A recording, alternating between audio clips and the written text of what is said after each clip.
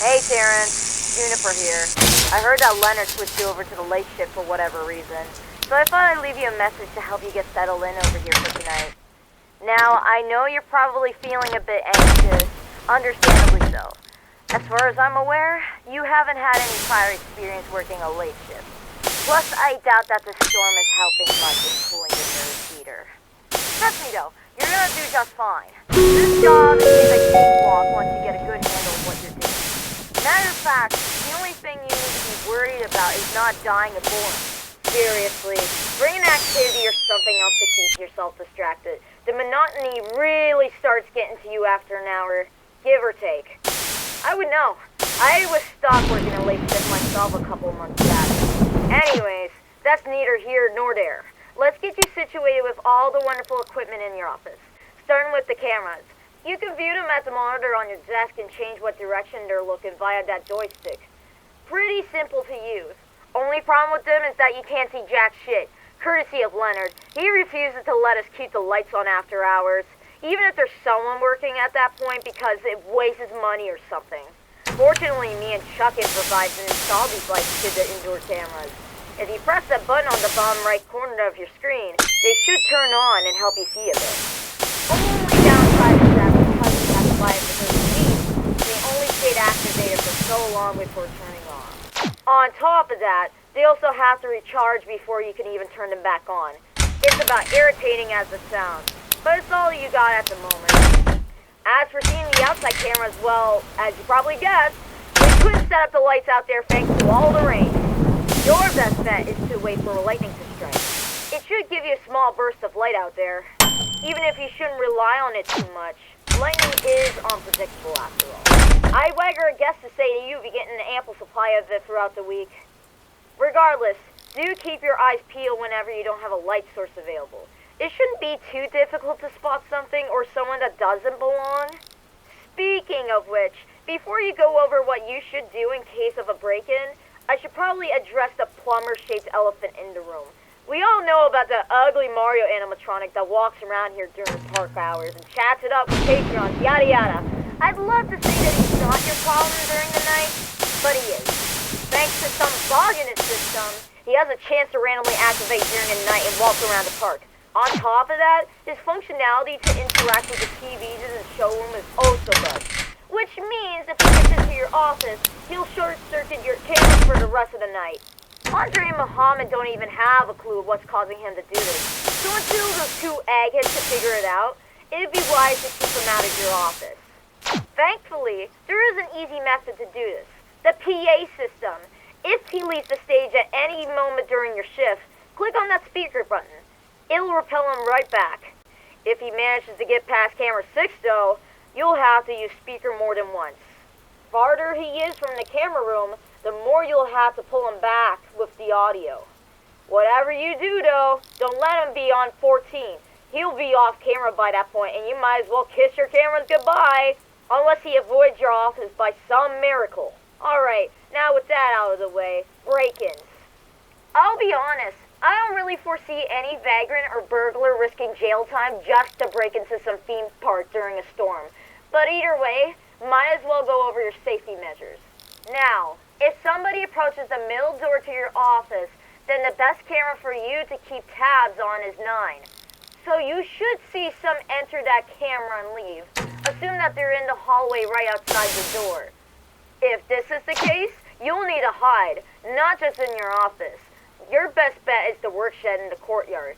Go inside and hold the door shut until you see whoever's prowling around outside give up. As for the courtyard itself, it wouldn't surprise me if someone was dumb enough to try and bolt over the fence. I believe 15 is the closest camera to that area behind the fence, so keep that in mind. And if you see someone behind the fence, use that breaker switch to charge it up with electricity and shock them. Don't worry, it's not enough voltage to kill anyone, just to make them grab their pants. Alright, I think that's about it. You should be set. Check the cameras often, keep Mario in his place, and if a break-in encounters, use the methods I went over with you. And make sure that the park is secure before you clock out. Have a good night, Terrence. I'll talk to you tomorrow.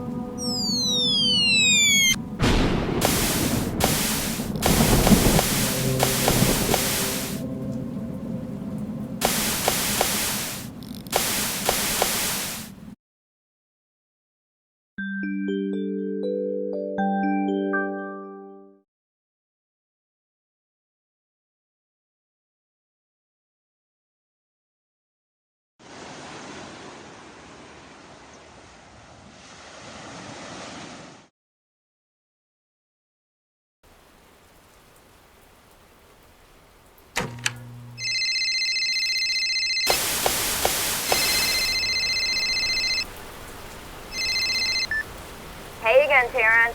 Glad to see you come back for another night. Hopefully yesterday's shift went smoothly. Well, as smoothly as a night shift during a rainstorm could go anyway. Can't say whether or not anything will clear up, but hey, fingers crossed. Anyway, something happened this evening that could potentially affect the shift. We have these two big air ducts in the boiler and breaker room that connect to the rest of the ventilation system. During my lunch break, Carl had me go into the boiler room and check to see if the cool temperature was up to par. The moment I walked in, I noticed that the cover for the air duct has been torn off. Not sure if it was some punk or an employee trying to be funny, but either way, we couldn't get it back on. Same case for the one in the breaker room that Rosa discovered. The reason this is worth bringing up is because the ducts are massive. They could fit a full-grown adult. And if an intruder is desperate enough to reach you, they could end up using those to crawl over to your office. Now, don't worry. You do have a way to counteract this. I installed a button to the monitor that will overheat the vent you're currently looking at when pressed. This should do a good job at steering away anyone trying to use the vent. Although, do keep in mind that the overheat only lasts a second. I would suggest that you time your use of it to the exact amount when the intruder enters the vent. Even though you can't see the vent itself thanks to the way that the camera's angled, you should be able to tell when someone tries to enter. So if someone enters camera 12 or 11 and then goes off camera, use the overheat in case they try and get inside the duct. I believe that they should be your only concern for tonight, although I did forget to bring up something yesterday. Take this with a grain of salt. I doubt this will prove to be an actual issue, but I have heard of previous cases for night zones where someone barged through the entrance gate and just stood there for a while. After like a couple of minutes, they apparently sprinted out of view and towards the office. If something like this should occur, go into the shed and lock the door like I told you to last night. That'll do the trick. Okie dokie, that's all I got for now. Good night, Terrence.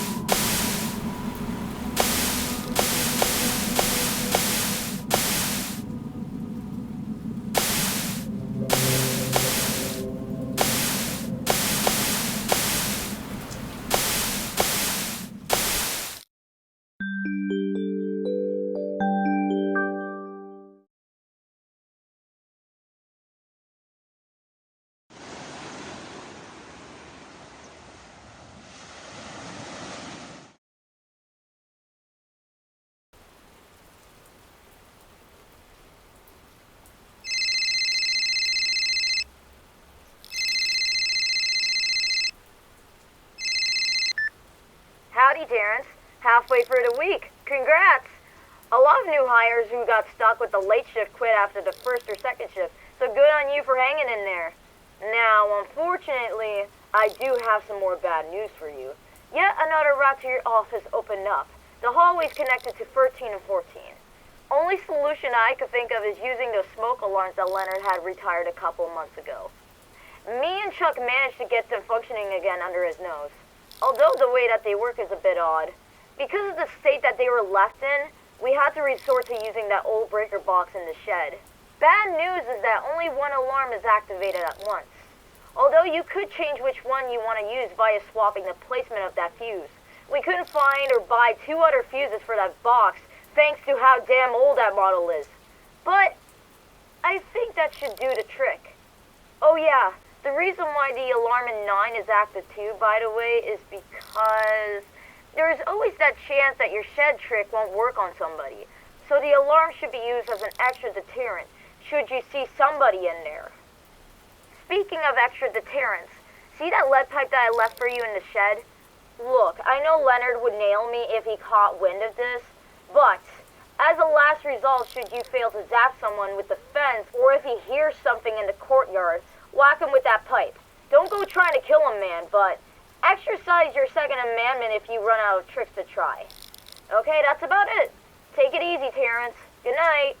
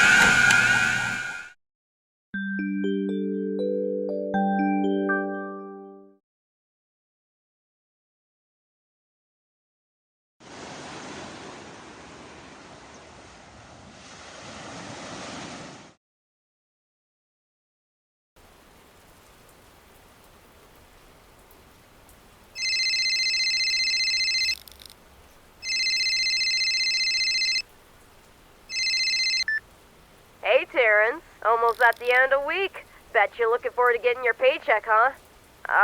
One thing I should update you on, though, is that I guess there's some kind of investigation going on at the moment. Leonard says we may end up having to close down for a few days or something. I don't know. I doubt it's anything to be worried about. Just keep your eyes peeled for the time being, alright? Anyways, on an unrelated note, the wildlife around the area has been getting strangely aggressive recently.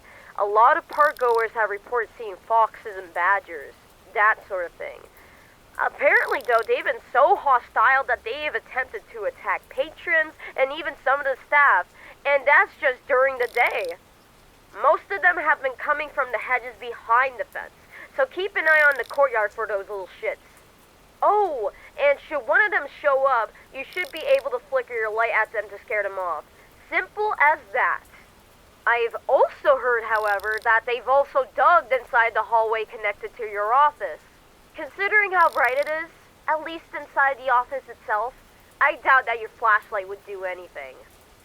Although that AC in the hallway could work. Depending on the appearance of the animal, change the temperature of the AC on the thermostat in the shed to match. For instance, if they look aggressive, set it to hot. If they look timid, set it to cold. And if they look like a mix of both, set it to neutral. You get the picture. Oh yeah, one other thing. This doesn't relate to any of the animal shit, but me and Chuck installed some shutters in 13 and 14 just in case. You could seal one via holding down that lock button. We tried to make it so that way they stay down permanently when it's pressed once, although the wiring has gave us some trouble. So if you see someone in 13 or 14, hold down the shutters until they storm off. That's about it. Hang in there, man. You're almost done. Good night.